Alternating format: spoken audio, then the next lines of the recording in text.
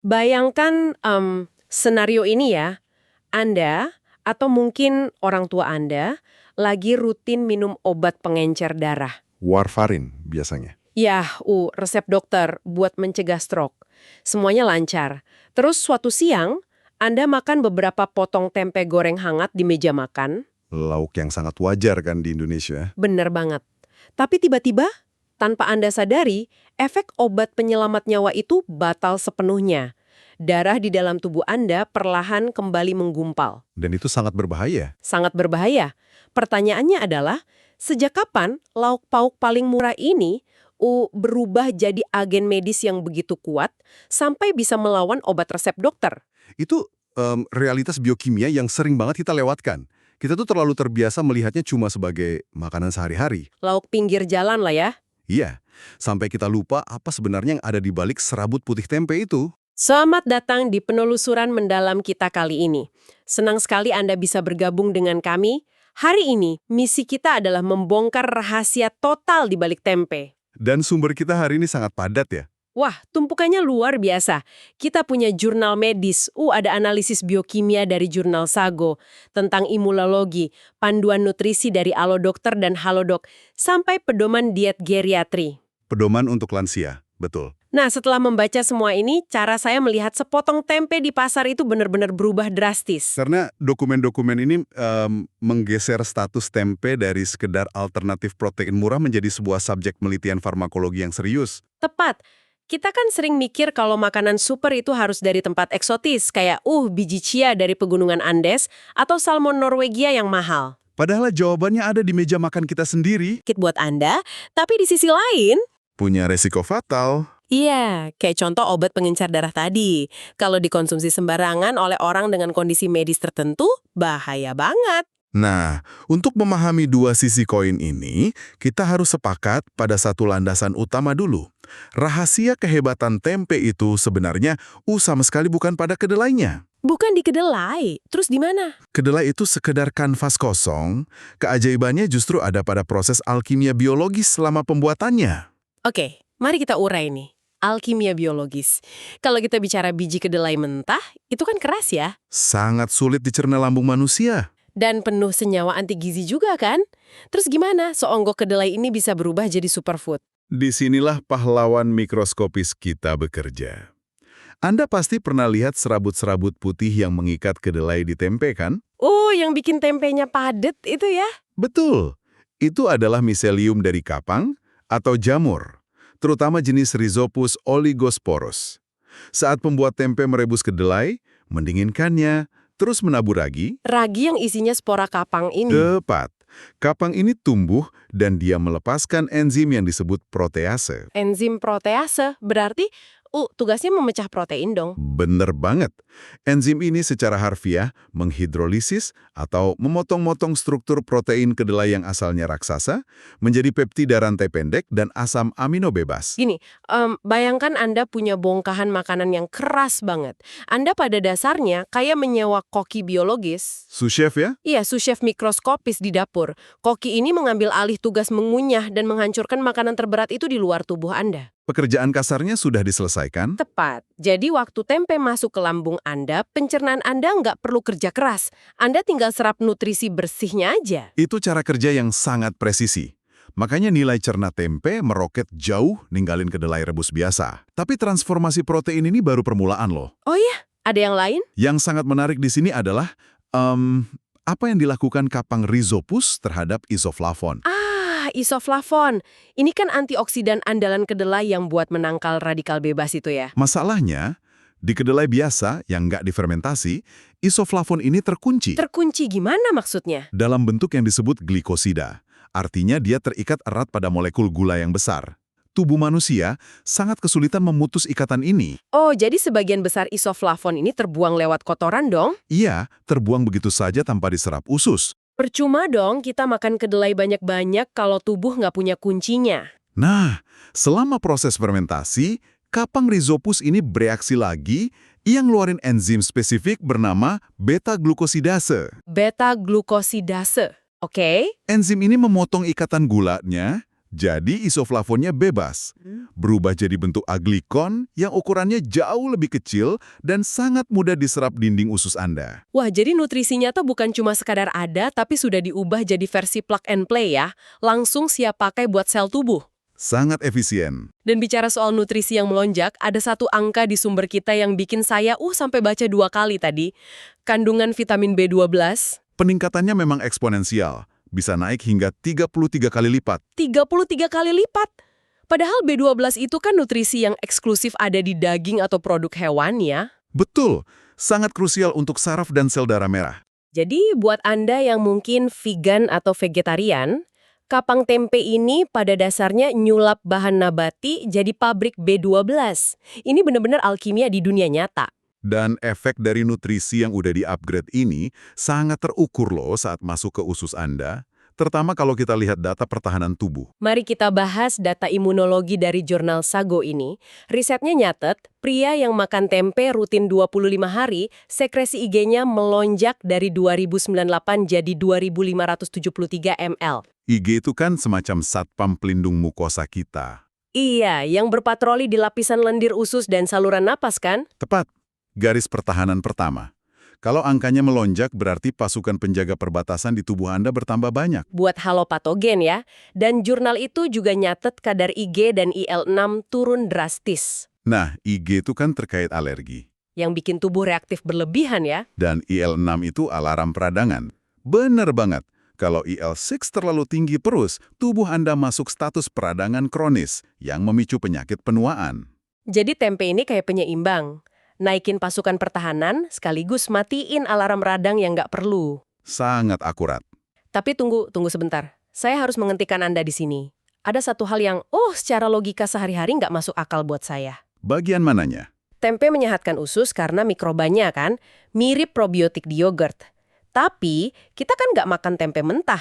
Kita merebusnya, memanggangnya, atau digoreng panas banget. Suhu mendidih ya? Nah, panas itu pasti ngebunuh kapangnya seketika dong. Kalau probiotiknya mati terbunuh, gimana mungkin dia bisa ngelatih imun usus kita? Hantu bakteri mana bisa bekerja? Ya, itu jebakan logika yang sering banget dialami banyak orang. Sains punya penjelasan elegan buat ini. Namanya konsep paraprobiotik. Paraprobiotik bedanya sama probiotik biasa. Probiotik itu mikroba hidup. Paraprobiotik kebalikannya. Sel mikrobanya memang mati total karena panas. Terus? Sel-sel yang mati ini nggak menguap. Anatomi fisik mereka, terutama struktur dinding selnya, tetap utuh di dalam makanan Anda. Jadi bangkai sel mikroba ini masuk ke lambung kita? Iya. Dan waktu serpihan dinding sel yang mati ini masuk usus, reseptor kekebalan tubuh Anda masih mengenalinya sebagai antigen atau benda asing. Tubuh kita dikelabui. Betul. Tubuh melihatnya dan bilang, ada mikroba masuk, siaga. Jadi sistem imun berlatih merespon hantu ini tanpa resiko infeksi karena mikrobanya udah mati ya? Analogi yang bagus. Kayak latihan simulasi tempur buat sistem imun Anda. Terus lebih hebatnya lagi, kehadiran paraprobiotik ini memicu populasi bakteri baik Akkermansia mucinifila. Akkermansia mucinifila, ini kan bakteri yang lagi ngetren banget di dunia mikrobioma. Bintang utamanya saat ini, sangat krusial buat menebalkan lapisan pelindung usus dan mencegah peradangan sistemik. Luar biasa, biarpun dimasak matang, tempe tetap berkomunikasi dengan sel imun kita. Dan menurut panduan geriatri kita, perlindungan ini ngefek langsung ke pencegahan penyakit degeneratif ya? Tentu, tempe itu kayak asam lemak tak jenuh ganda atau PUFA, dia kerjasama dengan serat alami buat mengikat LDL. Kolesterol jahat itu kan? Ya, dan ini menghambat aterogenesis secara langsung. Aterogenesis ini proses kerak numpuk di pembuluh darah yang bikin serangan jantung ya? Betul sekali. Jalurnya dibersihkan. Terus ada kalsium dan isoflavon aglikon tadi, menekan tulang kropos, mencegah osteoporosis. Folat dan B12-nya juga bantu jaga memori otak lansia kan? Sangat esensial. Dengar semua ini rasanya kita kayak baru nemu formula kehidupan abadi seharga Rp5.000. Tapi, disinilah bagian yang sangat menarik. Kita harus tarik rem darurat sekarang. Harus, karena selalu ada batasan. Kalau tempe itu pelindung DNA yang sempurna, apa logikanya kita boleh memakannya sebanyak-banyaknya? Katakanlah, setengah kilo sehari. Sayangnya, biologi manusia nggak merespon kayak gitu. nutrisi terbaik pun kalau berlebihan jadi masalah. Nah, ahli gizi di panduan kita narik garis batas yang tegas. Porsi ideal tempe cuma 50-75 gram per waktu makan. Cuma seukuran 1 atau maksimal 2 potong sedang. Kenapa sekecil itu? Karena nilai gizinya sangat padat. 100 gram tempe mentah aja udah sekitar 190-200 kalori. Makan berlebihan dengan dalih sehat, ujung-ujungnya cuma numpuk surplus kalori dan lemak. Dan ini memunculkan satu pertanyaan penting soal mitos medis. Soal asam urat kan? Selalu ini yang ditakutkan. Makan tempe bikin sendi bengkak. Ini mitos atau fakta sih? Untuk orang sehat, itu mitos murni. Penelitian besar negasin kalau tempe itu aman dan nggak memicu asam urat kalau metabolisme Anda normal. Karena puri nabati beda sama jeroan ya. Tepat. Namun, dan ini pengecualian serius ya, kalau Anda penderita hiperurisemia, kondisinya berubah 180 derajat. Hiperurisemia itu pas asam urat darah lewat ambang batas ya? Sumber kita sebut angka 10 mg DL? Bener. Di titik 10 itu, ginjal Anda udah kapasitas maksimal. Kayak pintu tol pembuangan yang udah macet total. Jadi ginjal nggak bisa toleransi tambahan purin lagi. Sama sekali nggak. Kalau Anda penderita hiperurisemia parah dan maksa makan tempe, purinnya nggak bisa dibuang. Dia mengkristal di sendi dan memicu serangan gout yang sangat menyiksa. Wah, jadi buat orang sehat, silahkan makan. Tapi kalau asam urat di atas 10, tempe adalah lampu merah. Betul sekali. Ngomong-ngomong lampu merah, dokumen medis ini juga nyorot 5 kelompok yang dilarang makan tempe berlebihan. Tadi pertama asam urat. Kedua, gimana dengan batu ginjal? Tempe alami mengandung asam oksalat. Orang sehat sih buang oksalat lewat urin. Tapi buat yang punya riwayat batu ginjal, oksalat ini mengikat kalsium.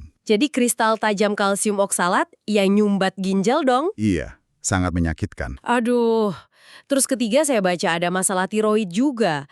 Penderita hipotiroidisme. Kedelai itu punya zat goitrogen. Zat ini sifatnya menghambat kelenjar tiroid Anda menyerap iodium dari darah. Padahal iodium itu bahan bakar utamanya ya.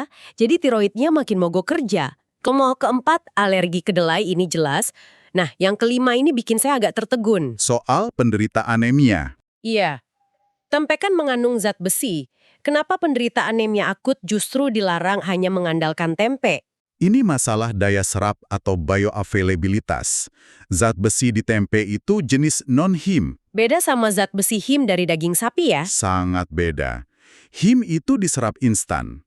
Kalau non-heme dari tempe ini keras kepala banget. Sangat sulit diserap usus. Oh, butuh perantara ya? Kayak protein hewani atau vitamin C. Tepat. Kalau lansia anemia diforsir cuma makan nasi sama tempe tiap hari, tubuhnya kesulitan nyerap besi itu, dan anemianya malah memburuk. Berbahaya juga ya tanpa disadari. Nah, ini bawa kita balik ke skenario pembuka tadi. Skenario interaksi tempe dan obat pengencer darah, warfarin.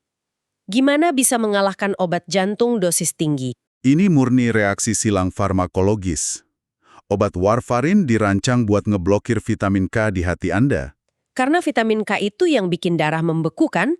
Diblokir biar nggak stroke. Nah, di bagian awal tadi kita bahas kalau fermentasi tempe itu menciptakan lonjakan nutrisi gila-gilaan, termasuk vitamin K.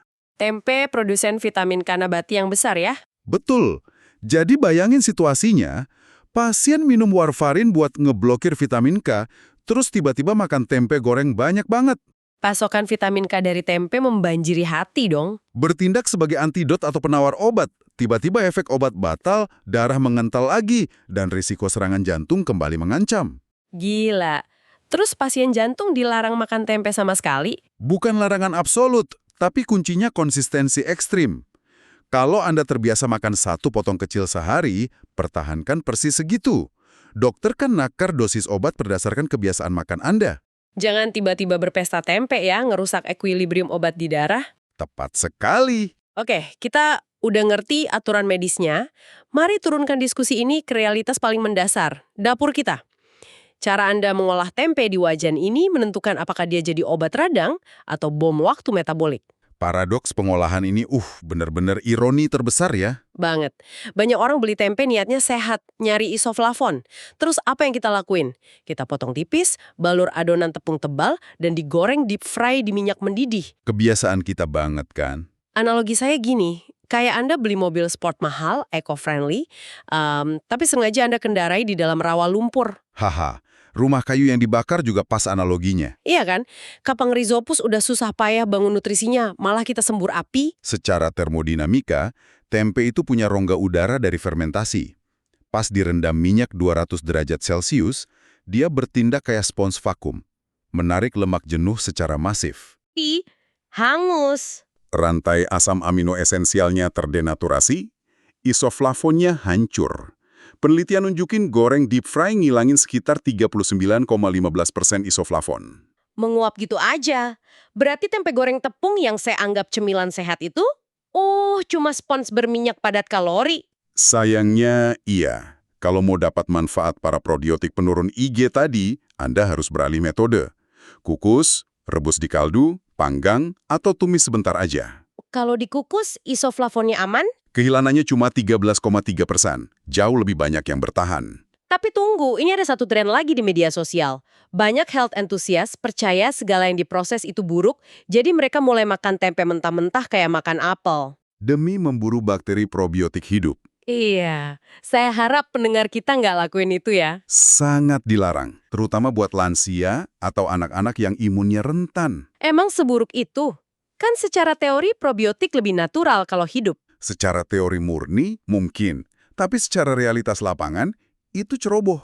Mayoritas tempe diproduksi di pabrik rumahan. Risiko kontaminasi silang dari air, tangan, atau lalat itu sangat tinggi. Bisa bawa salmonella atau E. coli dong. Betul, itu tiket cepat menuju keracunan makanan parah. Padahal kita kan udah bahas konsep para probiotik tadi ya. Kita nggak butuh mikrobanya hidup buat ngelatih imun. Tepat.